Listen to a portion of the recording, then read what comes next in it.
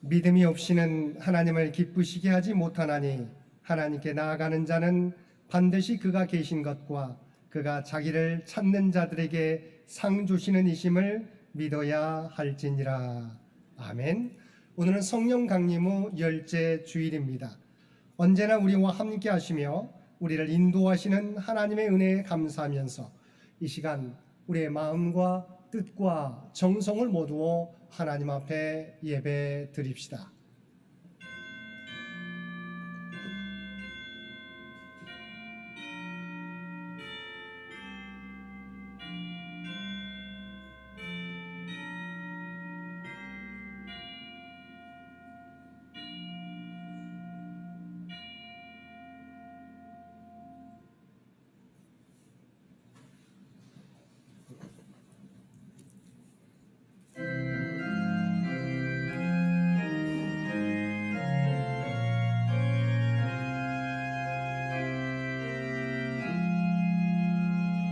주의 하나님 하늘에 계시니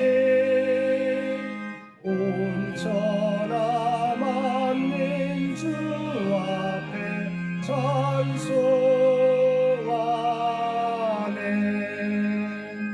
이 천지 만물도 주 앞에 엎드려 그 거룩하신 이름을 늘 높이네. 성삼일체께 승리한 우리들 기쁜 소리 높여서 감사드려. 창조주 하나님 내 주님 되시니 주 앞에 나도 엎드려 경배하네. 아멘.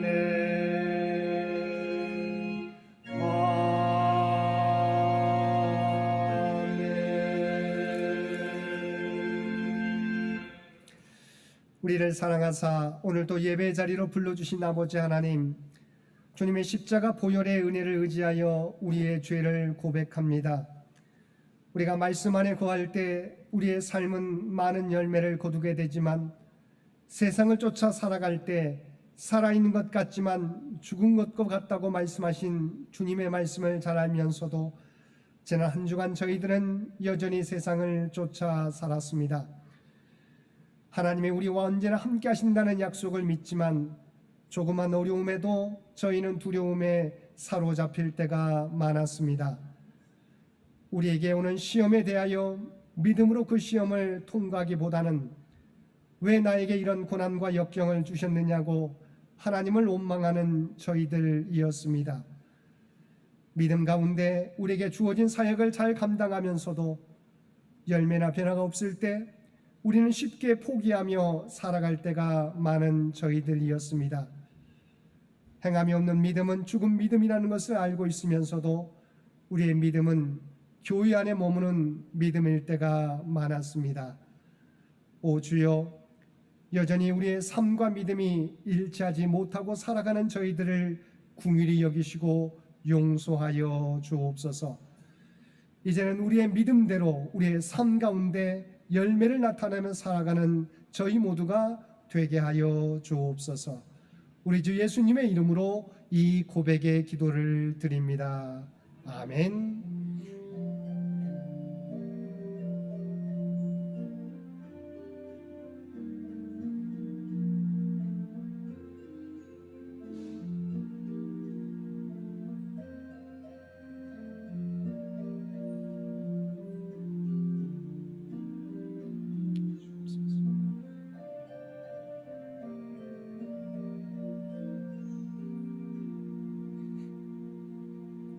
하늘에 계신 우리 아버지여, 이름이 거룩히 여김을 받으시오며 나라가 임하시오며 뜻이 하늘에서 이루어진 것 같이 땅에서도 이루어지이다.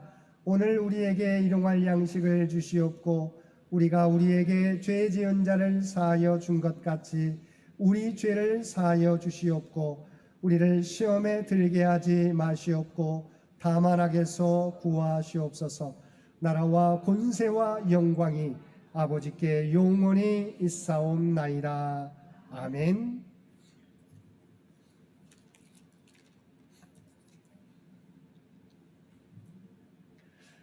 내가 산을 향하여 눈을 들리라. 나의 도움이 어디서 올까?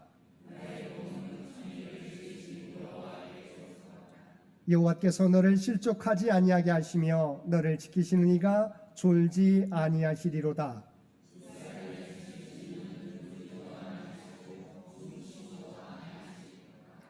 여호와는 너를 지키시는 이시라. 여호와께서 내 오른쪽에서 내 그늘이 되시나니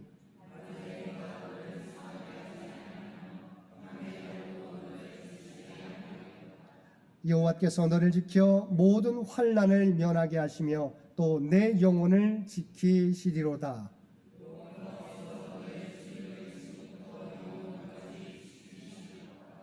아멘.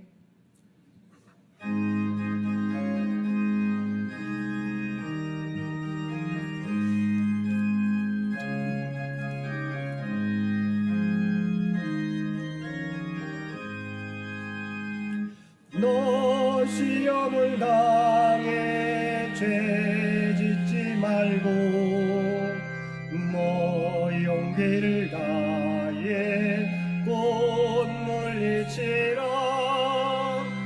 너 시험을 이겨 새 힘을 얻고 주 예수를 믿어 늘 승리하라.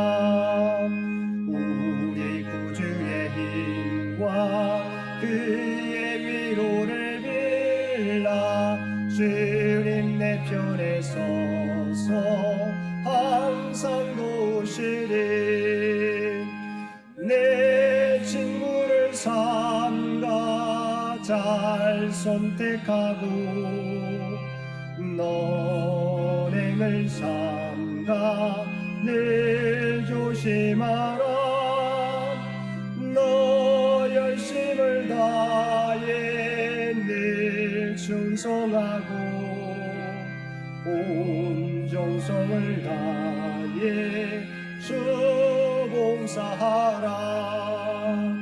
우리 구주의 힘과 그의 위로를 빌라. 주님 내 편에 서서 항상 도우시리. 잘 이기는 자는 상 받으리니 너 낙심치 말고 늘 전진하라. 내 구세주 예수 인주시리니 주 예수를 믿어 늘 승리하라. 우리 구주의 힘과 그의 위로를 빌라. 주님 내 편에 서서 항상 도우시리. 오늘은 성령 강림 후 열째 주일입니다. 이 예배를 위해서 김유재 장로님 기도 인도해 주시겠습니다. 성령 강림 후 10번째 주일을 기념하여 다 함께 기도드리겠습니다. 사랑과 은혜로 충만하신 하나님, 올여름 유난히 더운 무더위와 집중호우 속에서도 저희 창현을 평안 가운데서 지켜주신 은혜에 감사를 올립니다. 아버지께서는 평안과 환난을 모두 창조하시는 분이심을 믿고 지난 여름 기후변화로 고통받는 많은 이들이 그들이 겪은 어려움 가운데서도 실족하지 아니하고 아버지의 사랑 없이는 살 수 없는 나약한 존재임을 깨닫게 하시고 더 아버지께 의지할 수 있도록 아버지 붙잡아 주시옵소서. 지난주는 우리 민족이 일제로부터 해방된 지 80년이 되는 주였습니다. 아버지께서 우리 민족을 사랑하사 시련 가운데서 지켜주시고 다시 세워주시사 전 세계에서 유례를 찾을 수 없이 빠르게 성장하는 나라가 되게 해주셨습니다. 그리고 이제는 우리를 억압했던 일제보다도 국민 한 사람의 소득이 더 많게까지 되었습니다. 분단의 아픔 속에서 많은 제약이 있음에도 이렇게 발전된 대한민국을 일구어낸 것은 오로지 아버지의 사랑 덕분이었습니다. 그리고 아버지를 믿고 아버지께 항상 기도하고 감사를 돌렸던 수많은 우리들의 어머니, 아버지 덕분이었습니다. 그러나 갈수록 현재를 살아가고 있는 저희들은 아버지의 사랑을 망각한 채 물질에 경도된 삶을 살아가고 있습니다. 아버지께서 주신 소중한 시간을 아버지의 뜻대로가 아닌 나의 뜻, 물질의 목적에 맞추고 살아가 있음을 고백합니다. 아버지께서 창조하신 우주의 시간으로 보면 인간의 시간은 찰나의 찰나도 안 되는 너무나도 짧은 순간에 사라지는 허무한 연기와 같을 뿐입니다. 그러나 아버지께서 저희들에게 주신 시간은 또한 저희들을 통해 아버지께 영광을 나타내게 하시기 위해 저희들에게 주신 너무나도 소중한 시간입니다. 이 소중한 시간을 아무것도 아닌 것으로 소멸시키지 않고 아버지의 크신 사랑을 실천하는 데 귀하게 사용될 수 있도록 저희들을 늘 살펴주시옵소서. 아버지, 교회 100주년이 다가오고 있습니다. 온 교회가 그동안 걸어왔던 그 시간들을 다시 돌아보고 6.25 동란에도 교회를 지켰던 집사님과 교회 건축을 위해 손수 리어커를 끌던 목사님과 창현을 세우기 위해 힘든 노동과 헌금을 아끼지 않았던 수많은 선배들이 걸었던 길, 선배들의 열심을 생각하며 다시금 마음을 다잡고 역사를 이어가고 발전시키는 창현의 한 사람 한 사람이 되게 하여 주옵소서. 아버지 하나님, 지금 몸이 불편한 가운데 예배에 출석하지 못하는 여러 지체들이 있습니다. 그리고 병마를 가지고 힘든 몸을 이끌고도 기쁜 마음으로 아버지께 영광 돌리기 위해 예배에 참석하는 여러 지체들이 있습니다. 그들의 아픔을 어루만져 주시옵고 아버지의 평안으로 그들을 채워 주시옵소서. 해외 이주로 또 직장 여건으로 또 그 이외의 여러 사정으로 예배에 참석하지 못하는 수많은 창현의 가족들에게도 오늘 주일을 통해 아버지께 감사를 올릴 수 있게 하시옵고 그들이 살아갈 다음 한 주도 아버지께서 늘 함께 하시옵기를 간절히 원하옵니다. 교회를 위해 봉사하는 모든 성도들을 위해 기도드립니다. 성령 충만함으로 아름다운 찬양을 준비하는 성가대 모든 대원들과 매주 더운 주방에서 식구들의 먹을거리를 준비하느라 땀을 흘리는 봉사부와 구역 봉사자들, 차량 봉사와 예배 안내하는 장로님, 권사님 위에 그리고 한 주도 빠지지 않고 맡은 바 영상 봉사에 열심을 다하는 자랑스러운 청년들, 수요 예배를 준비하고 오후 예배에 찬양을 준비하는 많은 성도들과 그 외에도 각자 보이지 않는 곳에서 묵묵히 교회를 위해 봉사하는 수많은 성도들에게 아버지의 크신 사랑이 항상 함께 하시옵기를 간절히 원하옵니다. 또한 소음을 앞둔 이미림, 임정민, 한인경 청년에게 아버지의 지혜를 더하시옵고 지치지 않는 건강을 늘 주시사 그들이 목표로 하는 것을 이루게 하시옵고 또 이 이룸을 통해서 아버지께서 뜻하시는 바대로 사용되는 창현의 청년들 댁에 아버지 도와주시옵소서. 오늘 시험의 목적이라는 제목으로 하나님의 말씀을 대언하실 목사님께 성령님께서 함께 하셔서 한 주간을 살아가는 저희들의 큰 힘이 되게 하시옵고 그 가정에도 아버지의 보호하심이 항상 함께 하시옵기를 비오며 김희정 부목사님과 김은혜 전도사님께도 건강과 성령 충만함 주시사 교회 학교 학생들과 청년들이 영적으로 성장해 귀한 인재가 될 수 있도록 하시옵고 두 교육자님의 가정에도 성령님의 보호하심이 늘 함께 하시옵기를 비오며 이 모든 말씀 우리를 구원하시기 위해 십자가에서 죽으신 예수 그리스도의 이름으로 기도드립니다. 아멘.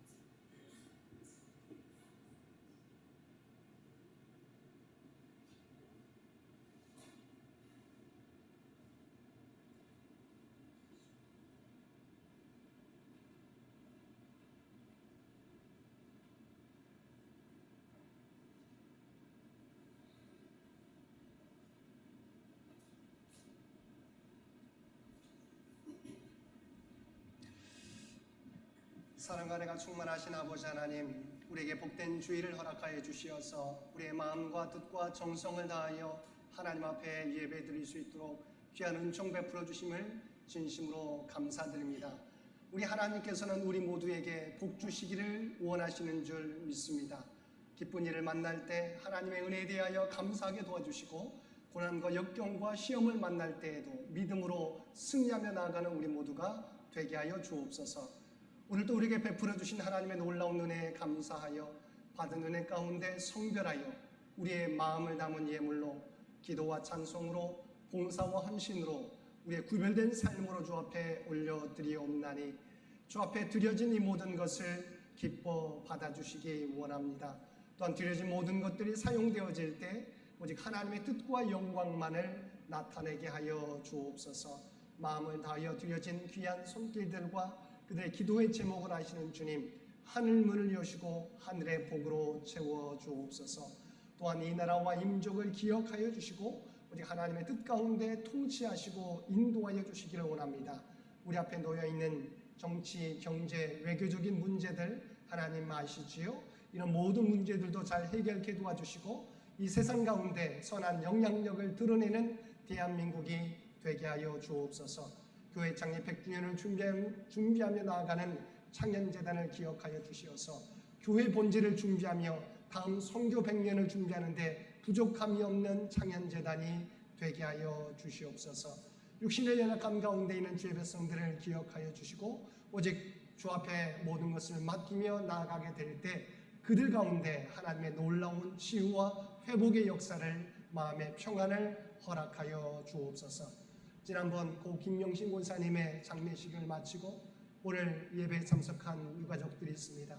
바라옵나니 이 슬픔을 주님 재림의 날에 고인을 다시 만날 것을 소망하며 이 슬픔을 이겨나가게 도와주시고, 아버지 하나님 그들의 삶 가운데 우리 주님께서 친히 목자가 되어주셔서 그들의 삶을 가장 복된 길로, 선한 길로 인도하여 주옵소서. 또 우리 사랑하는 자녀 손들을 기억하여 주시고 믿음을 잃어버리지 않게 되기를 원합니다. 또한 그들의 미래를 준비하며 나가게 될 때 하나님의 지혜와 능력으로 그들의 삶을 인도하여 주옵소서. 주 앞에 드려지는 이 예배가, 주 앞에 드려지는 이 예물이 주님 기뻐 받으시는 거룩한 산제사와 산예물이 되기를 원하오며 우리를 구원하여 주신 예수님의 이름으로 간절히 기도드리옵나이다. 아멘.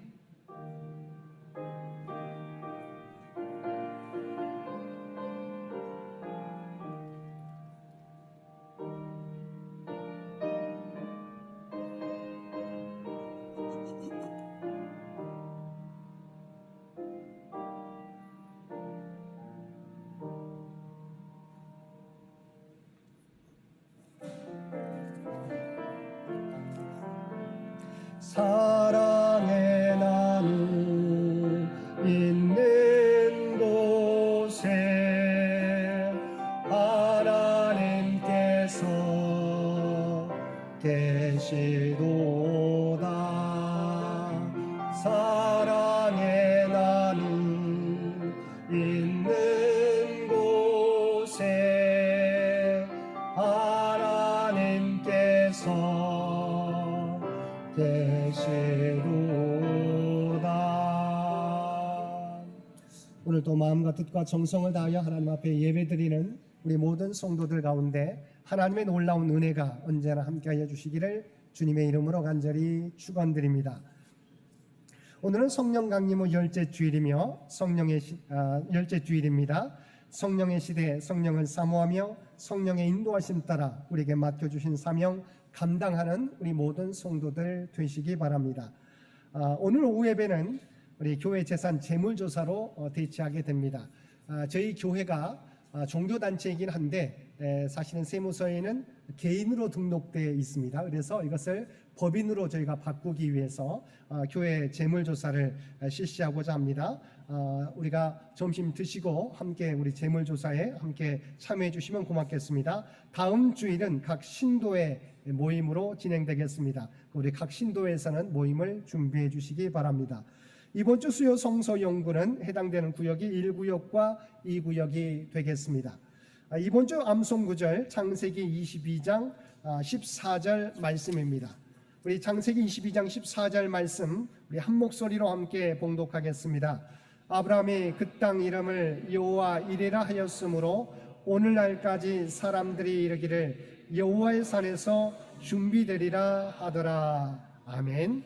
한 번 더 창세기 22장 14절 말씀 함께 봉독하겠습니다. 아브라함이 그 땅 이름을 여호와 이레라 하였으므로 오늘날까지 사람들이 이르기를 여호와의 산에서 준비되리라 하더라. 아멘. 당회가 다음 주일 점심 친교 후에 당회실에서 있겠습니다. 이번 주 점심 친교 봉사는 7구역과 8구역, 다음 주는 각 신도의 모임으로 진행됩니다. 수고해 주신 7구역과 8구역에 감사를 드립니다. 이번 주 우리 교역자 우리 김희정 부목사님 하계 휴가를 갖게 됩니다. 우리 잘 다녀오실 수 있도록 여러분 기도해 주시기를 부탁을 드립니다. 수능생 취업준비생 명단이 주보에 나와 있습니다. 위에서 계속해서 기도해 주시길 바랍니다. 지난번 우리가 고 김영신 원사님 장례 예배를 마쳤는데 오늘 우리 유가족인 김민우, 김미나 우리 자녀들 함께 예배에 참여해 주셨습니다. 슬픔을 당했지만 우리가 믿음 가운데서 이 슬픔을 이겨나가기로 원하는 유가족들 잠시 자리에서 일어서 주시면 고맙겠습니다. 우리 함께 유가족들에게 목례로서 함께 인사 함께 나누시겠습니다. 함께 인사 나누시겠습니다. 우리 김민우, 김미나 우리 유가족들이 또 아버님 또 할아버님의 믿음을 또 이어받을 수 있도록 이 땅에서 살아가게 될 때 그들이 외롭지 않고 하나님께서 친히 이 가정을 지켜주실 수 있도록 우리 계속해서 기도해 주시기를 부탁을 드립니다. 앉아주시기 바랍니다. 우리 8월 일정이 또 주보에 나와 있습니다. 우리 일정을 참고하셔서 8월 남아있는 여러 가지 계획들을 위해서 기도해 주시고 준비해 주시기를 부탁을 드립니다. 이번 주에는 우리 고 김신양 원사님 15주기 기념일을 맞이해서 전종홍 원사님, 이숙정 집사님 가정에서 기념일원금 봉헌해 주셨습니다. 감사드립니다. 장기 요양 환우들을 위한 기도 여러분 잊지 마시고 명단에 나와 있는 우리 귀한 권사님들을 위해서 계속해서 기도해 주시기를 부탁을 드립니다. 나머지 광고는 주보를 참고해 주시기 바랍니다. 구약의 말씀 창세기 22장 1절에서 14절까지 말씀입니다. 창세기 22장 1절에서 14절까지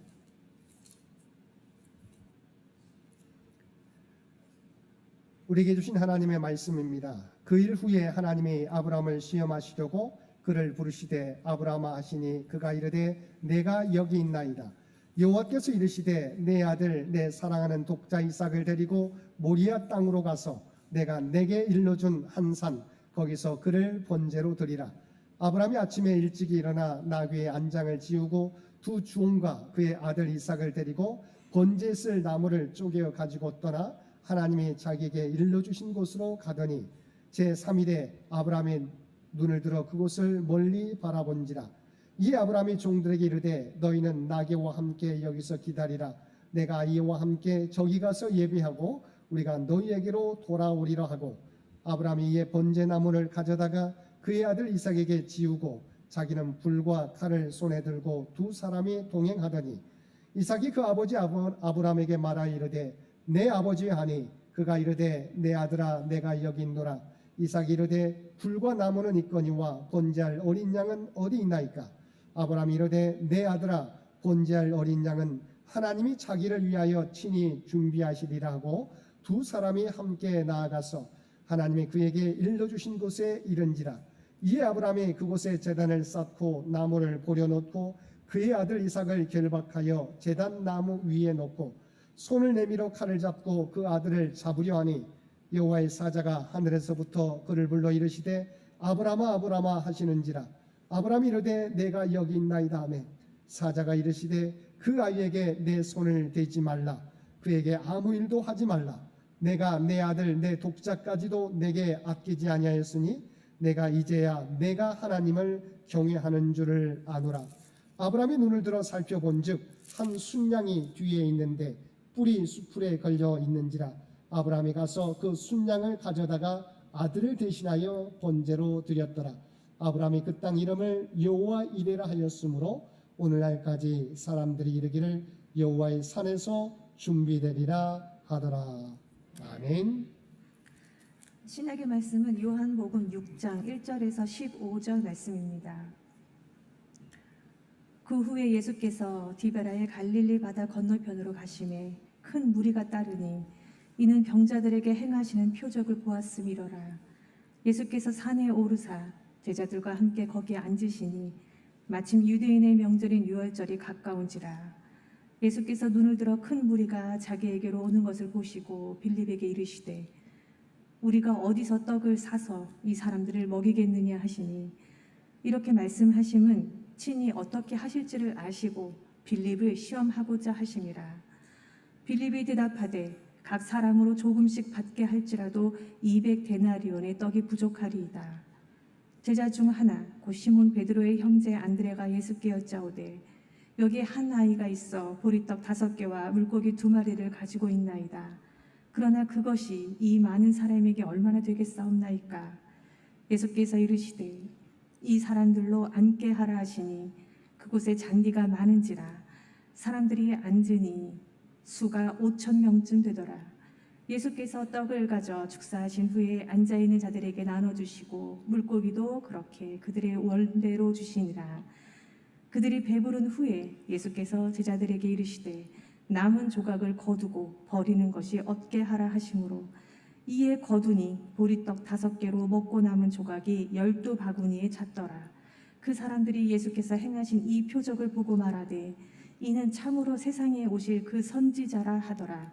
그러므로 예수께서 그들이 와서 자기를 억지로 붙들어 임금으로 삼으려는 줄 아시고 다시 혼자 산으로 떠나가시니라.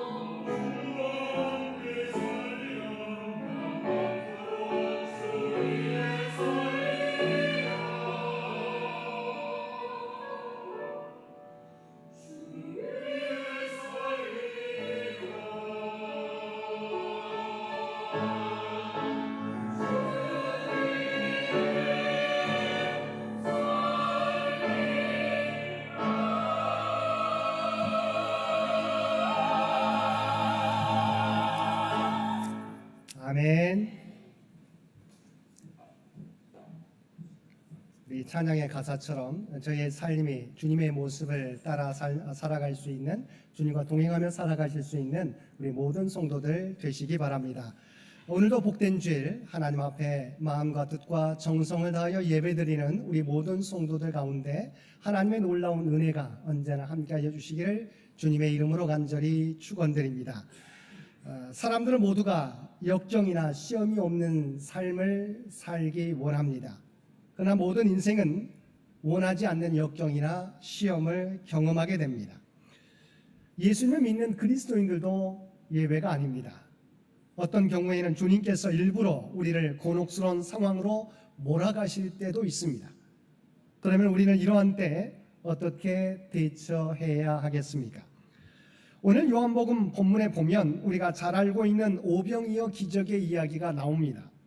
본문의 배경은 많은 사람들이 예수님께서 행하신 표적을 보고 몰려들었으며 예수님께서 배를 타시고 갈릴리 호수 건너편으로 가셨는데도 무리들이 어떻게 알고 주님을 따라왔습니다. 예수님께서 그들을 위해 말씀을 전해주시는데 똑같은 본문을 전하고 있는 마태복음에 보면 어느새 저녁이 되어 날이 저물게 되었다고 기록하고 있습니다. 사람들을 돌려보내려고 해도 빈들이었기 때문에 그들이 돌아가는 길에 시장할 것이 예상되는 상황이었습니다. 그래서 주님께서는 이런 상황에서 제자들을 향하여 우리가 어디서 떡을 사서 이 사람들을 먹이겠느냐고 물으셨습니다. 다른 세 복음서에 보면 여기에 더 나아가서 제자들을 향해서 주께서 다음과 같이 말씀하셨습니다. 너희가 먹을 것을 주라. 이 말씀을 통해 느낄 수 있는 것은 무리들을 향한 주님의 따뜻한 마음입니다. 주님께서는 말씀을 듣기 위하여 빈들까지 쫓아와 밤늦게까지 말씀을 들었던 사람들이 배고픈 가운데 집으로 돌아가는 것이 안타까우셨던 것입니다. 그래서 제자들을 향하여 우리가 어디서 떡을 사서 이 사람들을 먹이겠느냐고 말씀하셨고 다른 복음서에서는 너희가 먹을 것을 주라고 말씀하셨습니다. 이런 주님의 사랑과 긍휼의 마음은 단지 2000년 전 베세다 그 사람들 베세다에 모였던 그 무리들에게만 해당되지 않습니다. 오늘을 살아가는 저와 여러분을 향해서도 동일한 사랑과 긍휼의 마음을 가지시고 우리를 대하시고 있습니다. 그리고 주님께서 이렇게 말씀하시는 데는 또 하나의 의도가 있습니다. 그것은 이 문제를 제자들이 어떻게 처리할 것인지 알아보고자 한 것입니다. 6절 말씀입니다. 친히 어떻게 하실지를 아시고 빌립을 시험하고자 하심이라. 우리가 겪는 문제들 중에는 이처럼 하나님의 시험일 경우가 있습니다. 이때 시험은 우리를 넘어뜨리려, 우리를 무너뜨리려는 의도가 아니라 바로 테스트일 때가 많습니다. 우리의 믿음의 정도나 반응을 테스트하기 위해서 주님께서 던지신 시험입니다. 물론 시험을 당하는 당사자는 어떤 시험이든지 어떻게 해결해야 될지 곤혹스러울 때가 많이 있습니다. 그러나 하나님의 시험에는 목적이 있기 때문에 우리가 믿음으로 대처해 가면 되는 것입니다. 또한 우리의 믿음이 연약해서 그 시험에 잘 대처하지 못했을 때는 그 시험을 통해서 우리의 믿음의 정도가 어떠한지를 정확하게 발견하고 하나님 앞에 회개하며 또한 우리의 믿음이 성장하는 방향으로 나아가면 되는 것입니다. 우리가 함께 읽은 창세기 22장에서 하나님이 아브라함에게 이삭을 바치라는 시험을 했을 때도 마찬가지입니다. 하나님은 아브라함에게 이 시험을 던지셨을 때도 그의 아들 이삭을 해할 마음이 하나도 없으셨습니다. 왜냐하면 12절 말씀에 보면 사자가 이르시되 그 아이에게 내 손을 대지 말라, 그에게 아무 일도 하지 말라고 말씀하고 있고 13절에서 뿌리 수풀에 걸려있는 순양을 예비하셔서 이삭 대신에 번제로 드리게 하셨기 때문입니다. 이미 하나님께서는 아브라함을 위해서 이미 여호와 이레로 뿌리 수풀에 걸린 한 순양을 준비해 주셨던 것입니다. 그러면 아브라함을 시험하신 목적이 무엇입니까? 아브라함이 얼마나 하나님을 경외하는지 테스트하고자 하셨던 것입니다. 12절 중반절 말씀입니다. 내가 내 아들 내 독자까지도 내게 아끼지 아니하였으니 내가 이제야 내가 하나님을 경외하는 줄을 아노라. 하나님께서는 아브라함이 하나님을 얼마나 경외하고 있는지 확인하시기 위해서 독자 이삭을 제물로 바치라고 한 것입니다. 독자 이삭은 아브라함에게 어떤 의미였습니까? 백세에 정말 하나님의 은혜 가운데 얻게 된 아들입니다. 어떻게 보면 자기 생명보다도 귀한 아들인 것입니다. 하나님께서는 정말 네 생명보다도 아끼는 독자 이삭까지 나에게 바칠 수 있느냐를 바로 시험하셨던 것입니다. 아브라함은 이런 하나님의 시험에 대하여 주저없이 자신의 믿음을 보여주었던 것입니다. 그래서 히브리서 11장 17절 말씀에 보면 다음과 같이 말씀하고 있습니다. 아브라함은 시험을 받을 때 믿음으로 이삭을 드렸으니. 다만 독자 이삭까지도 하나님께 번제로 드리려고 했던 아브라함의 믿음은 어떤 믿음이었습니까? 동일한 히브리서 11장 19절 말씀에 보면 그가 하나님이 능히 이삭을 죽은 자 가운데서 다시 살리실 줄로 생각한지라. 하나님이 아브라함에게 이삭을 주셨을 때 이 이삭을 통해서 내 씨가 하늘의 별과 같이 땅의 모래수와 같이 번성하리라고 하는 약속을 알고 있었습니다. 그런데 이삭을 하나님께 바치라고 했을 때 생명의 주관자가 되심도 생명의 주관자가 하나님이심을 알고 계셨습니다. 그러니까 하나님이 약속 주신 것을 알고 있었고 하나님이 생명의 주관자가 되신 것을 알고 있었습니다. 그렇기 때문에 이러한 믿음이 있었기 때문에 아브라함은 독자 이삭까지 바치라고 하는 주님의 명령에 대해서도 온전히 순종할 수 있었던 것입니다. 사랑하는 성도 여러분, 우리 모두는 인생에서 경험하는 고난이나 시험에 대해서 하나님의 목적이 있음을 깨닫고 대처해야 하겠습니다. 나의 성욕과 잘못 때문에 벌어진 고난과 시험이 아니라면 우리에게 다가오는 모든 고난에는 하나님의 목적이 있다는 것입니다.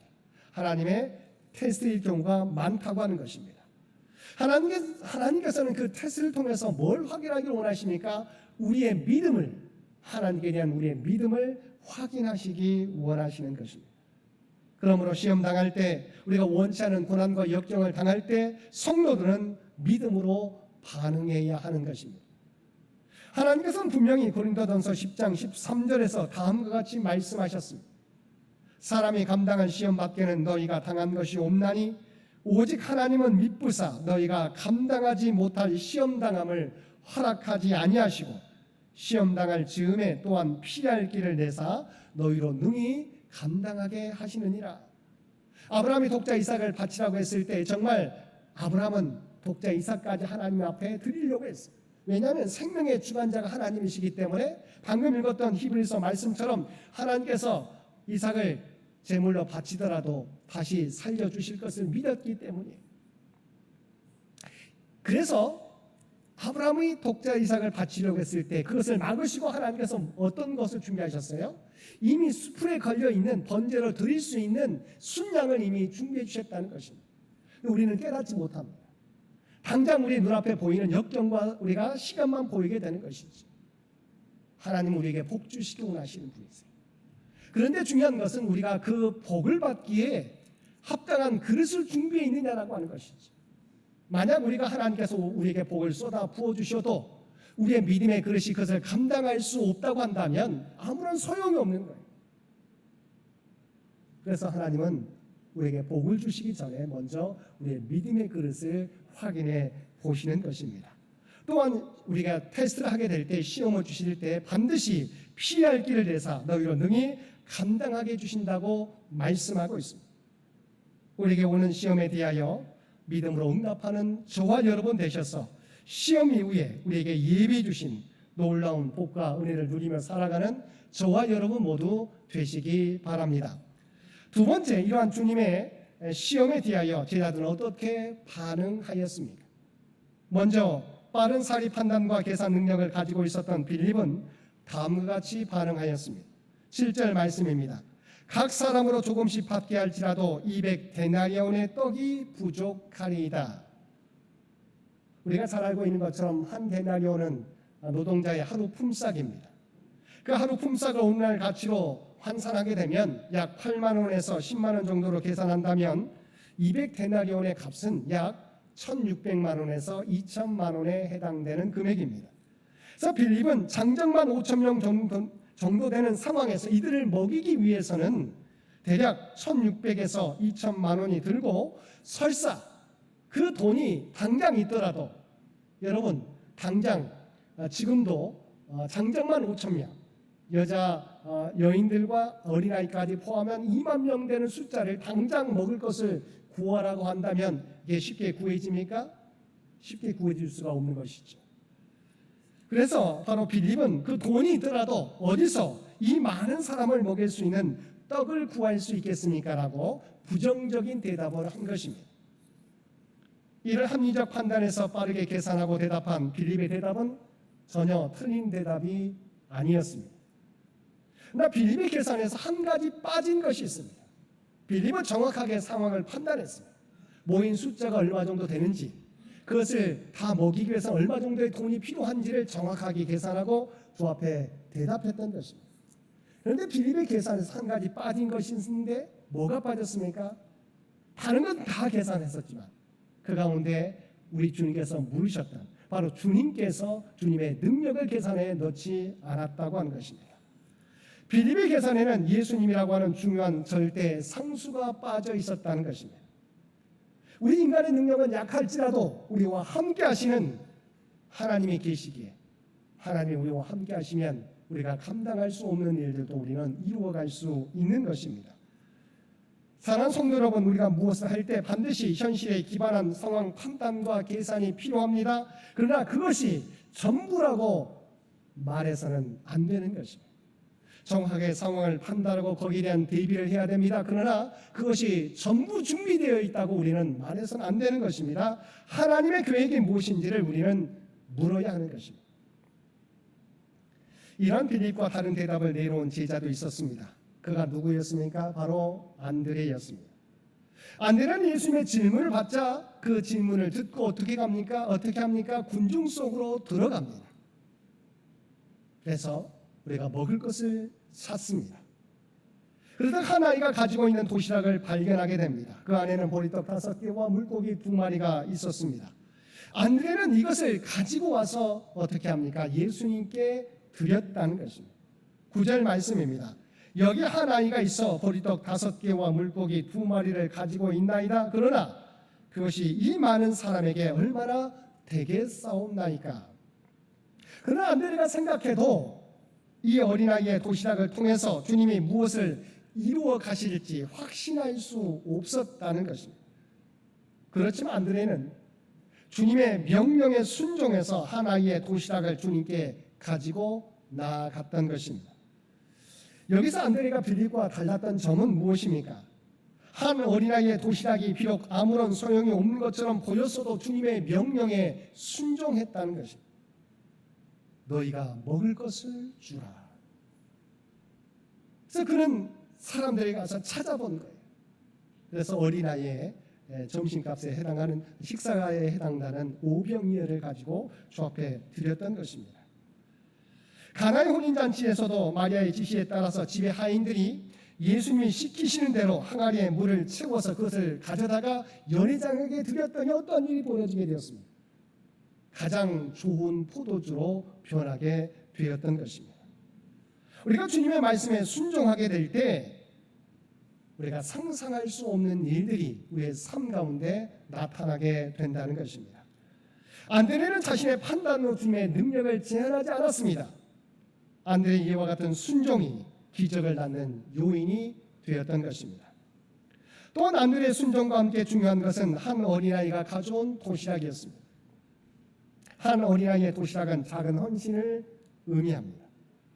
한 어린아이가 자신이 가진 물고기 2마리와 보리떡 5개를 안드레에게 내어주고 안드레가 그것을 주님께 가져갔을 때 그 오병이어는 장정만 5,000명을 먹이고도 12광주리를 남기는 기적의 시작점이 되었다는 것입니다.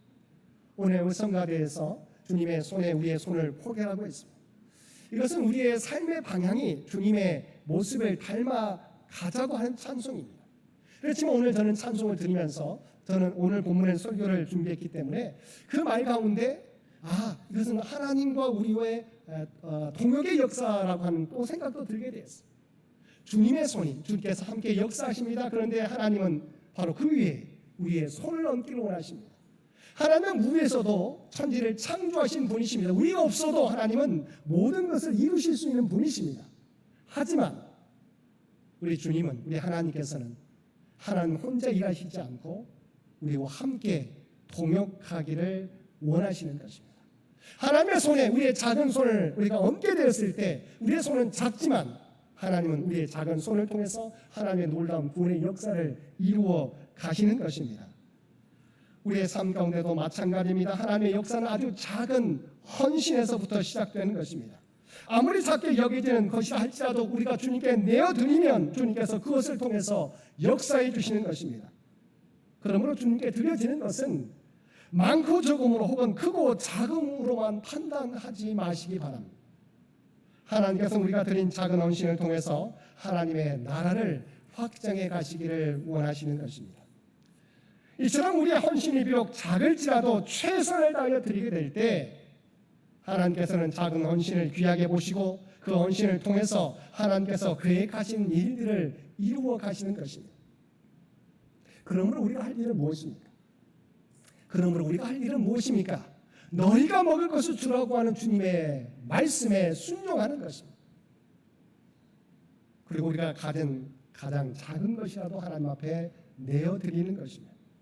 그 일들은 오직 하나님께 맡기면 되는 것입니다. 우리가 가진 것은 작은데 이걸로 뭘 이룰 수 있을까? 어떤 변화를 이룰 수 있을까? 미리 짐작하고 아무런 소용도 없겠지라고 우리가 미리 포기하지 말라는 것입니다. 우리가 할 일은 뭐예요? 주님의 명령에 순종하고 아무리 작은 것이라 할지라도 주 앞에 내어드리면 되는 것입니다. 자, 그의 일들은 뭐예요? 하나님이 하신다는 거예요. 하나님의 능력을 우리가 제한하지 말라는 거예요. 우리의 판단, 우리의 작은 생각으로 그것이 전부인 것처럼 생각하지 말라는 것입니다. 하나님께서는 안드레의 순종과 한 어린아이의 헌신을 통해서 오병이어를 가지고 장정만 5,000명을 먹이고 12광주리를 남기셨던 것처럼 우리의 순종과 헌신을 통해서도 이 땅에 하나님의 놀라운 기적의 역사를 이루어 가실 것입니다. 지금도 하나님께서는 우리와 동역하기를 원하십니다. 우리의 시간이 많지 않을 수 있습니다. 우리가 가진 것이 작은 것일 수 있습니다. 그러나 저는 하나님은 그 작은 것일지라도 우리가 작은 시간일지라도 우리가 하나님 앞에 온전히 드려지기를 원하십니다. 여러분, 우리의 생각으로 우리의 판단으로 하나님의 능력을 제한하지 마시기 바랍니다. 우리가 할 일은 우리가 가진 것 가지고 온전히 순종만 하면 되는 것입니다. 그 일들은 하나님 하실 겁니다. 마지막 세 번째 기적의 요소는 예수님의 감사 기도와 나눔이었습니다. 예수님께서는 안드레가 가져온 한 소년의 보리떡 5개와 물고기 2마리를 받으시고 사람들을 땅에 앉게 한 후에 그것을 두루 축사하시고 나누어 주셨습니다. 여기서 중요한 단어는 2단어입니다. 바로 축사와 나누어 주다라고 하는 단어입니다. 먼저 주님께서 하신 일은 축사였습니다. 여기서 축사라는 것은 어렵습니다. 그런데 내용을 살펴보면 쉬운 단어입니다. 유카리스테오라고 하는 단어인데 그 의미는 감사하다라고 하는 단어예요. 여러분, 예수님 앞에 모여있는 사람의 수는 몇 명이었다고요? 장정만 5,000명, 여인과 어린아이까지 포함하면 2만 명의 숫자였어요. 그런데 그들에게 먹일 음식은, 지금 예수님께 가져온 음식은 어떤 분량의 식사였습니까? 어떤 분량의 음식이었습니까? 한 어린아이의 식사에 해당하는 오병이어뿐입니다. 그런데 주님은 이 오병이어를 가지고 작다고 불평하지 않고 하나님 앞에 감사하며 기도드렸다는 것입니다. 예수님은 마치 충분한 모든 식사가 준비된 것처럼 통상적인 감사의 기도를 하나님 앞에 올려드렸던 것입니다. 이런 예수님의 감사의 기도가 기적의 열쇠였던 것입니다. 감사는 현실의 결핍을 보는 것이 아니라 하나님의 능력을 바라보는 믿음의 고백입니다. 여러분 생각해 보세요. 2만 명 앞에서 정말 2만 명을 먹여야 되는데 지금 가지고 있는 것은 5병이어밖에 되지 않습니다. 나 주님께서 하신 게 뭐예요? 바로 하나님 앞에 이 작은 것 가지고 하나님 앞에 감사를 올려드렸다는 것입니다. 예수님 하나님의 능력을 바라보며 그렇게 감사드렸던 것입니다. 이처럼 우리가 감사하게 될 때 하나님은 부족한 것을 충만하게 하시고 작은 것을 크게 사용하시는 것입니다. 사랑하는 성도 여러분, 이와 같이 감사는 우리가 행복해지는 훈련이며 연습일 뿐만 아니라 기적을 일으키는 열쇠가 된다는 사실을 기억하시기 바랍니다. 우리는 예수님의 이런 모습을 닮아 어떤 상황에서도 하나님의 능력을 바라보고 감사하는 자들이 되어야 하겠습니다. 두 번째는 나누라는 것입니다. 예수님이 보리떡 5개와 물고기 2마리를 가지고 축사하시고 나누라 말씀하시고 제자들이 그것을 나누기 시작할 때 놀라운 일이 일어나기 시작했습니다. 어린아이의 한 끼 식사 분이었던 오병이어는 아무리 나누어도 줄어들거나 모자람이 없게 되었다는 것입니다. 하나님께 감사 기도 드린 후에 오병이어를 나누게 될 때 모두가 원하는 대로 배불리 먹고도 12광주리가 남는 기적의 역사가 일어났다는 것입니다. 주님의 손에 들려져 나누어지게 될 때 기적은 일어나는 것입니다. 사실 오병이어가 한 소년의 손에 머물러 있었을 때는 만약 그 소년이 그것을 내어주지 않았다고 한다면 아무런 역사도 일어나지 않았을 것입니다. 그러나 그것이 주님 손에 들여지고 주님의 감사 기도 후에 나누어지게 될 때 그 오병이어는 5,000명을 먹이고도 12광주리를 남기는 기적의 도구가 되었던 것입니다. 이처럼 하나님의 기적은 우리의 손에 있는 것이 주님의 손에 들여지고 바로 그것이 주님의 감사 기도 후에 나누어지게 될 때 나타나게 되는 것입니다. 주님께서 오늘 본문 말씀에서 빌립의 믿음을 시험하기 위해서 너희가 먹을 것을 주라고 말씀하셨다고 성경은 기록하고 있습니다. 이에 대하여 빌립은 상황을 빠르게 판단하고 정확한 계산을 통하여 주님의 말씀이 불가함을 이야기하였지만 안드레는 주님의 말씀에 따라서 한 아이가 가지고 있는 오병이어를 주님께 가져다 드렸습니다. 이러한 태세를 통해서 빌립은 빠른 상황 판단과 정확한 계산만 가지고는 하나님의 뜻을 이룰 수 없다는 것을 깨닫게 되었고 안드레와 아브라함은 도저히 가능할 것 같지 않은 문제라도 주님의 말씀에 순종함으로 장장만 5,000명을 먹이고도 12광주리가 남는 놀라운 은혜를 경험했고 또한 아브라함의 후손에게 내려질 축복을 다시 확인할 수 있게 되었습니다. 사랑하는 성도 여러분, 하나님께서는 여전히 우리에게 우리가 원하지 않는 고난과 역경을 보내실 때가 있습니다. 우리로 하여금 그 고난과 역경을 만나게 하실 때가 있습니다. 그런데 거기에는 반드시 하나님의 목적이 있다고 하는 것입니다. 우리가 그 시험을 믿음으로 통과하기를 원하시는 것입니다. 그리고 그 시험을 통과한 후에는 우리에게 예비하신 복을 우리 모두가 누리기를 원하시는 것입니다. 어떤 고난과 역경과 시험이 우리에게 닥칠지라도 우리가 하나님을 의지함으로 그 시험을 통과하게 될 때 하나님께서는 그 믿음에 걸맞는 은혜와 복을 우리 모두에게 허락해 주실 것입니다.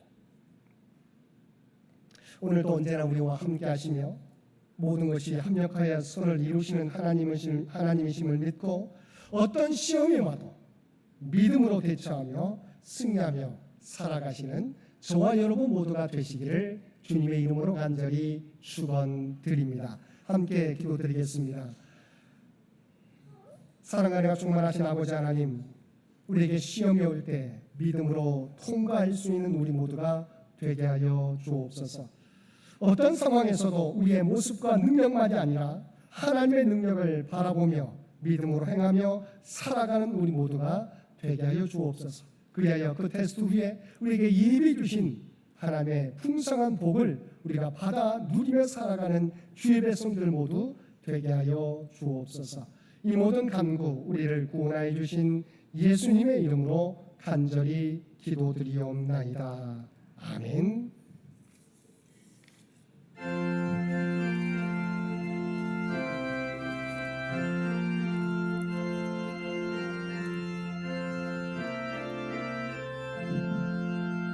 주여 복을 구하오니 편히 가게 하시고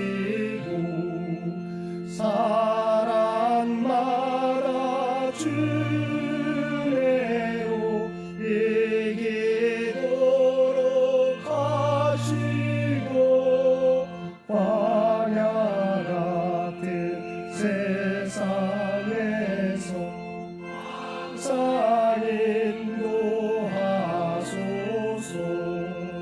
주의 복된 말씀 듣고 무언 감사합니다. 구원받은 주의 성도 열매 맺게 하시며 하나님이 우리 함께 항상 계시옵소서.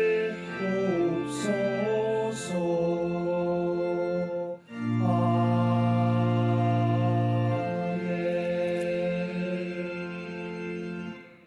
우리 PPT의 박연사 함께 고백하겠습니다. 이제 하나님께서 우리를 세상으로 보내십니다. 주님 다시 오실 때까지 하나님과 이웃을 사랑하며 주의 사랑과 복음을 널리 전하십시오.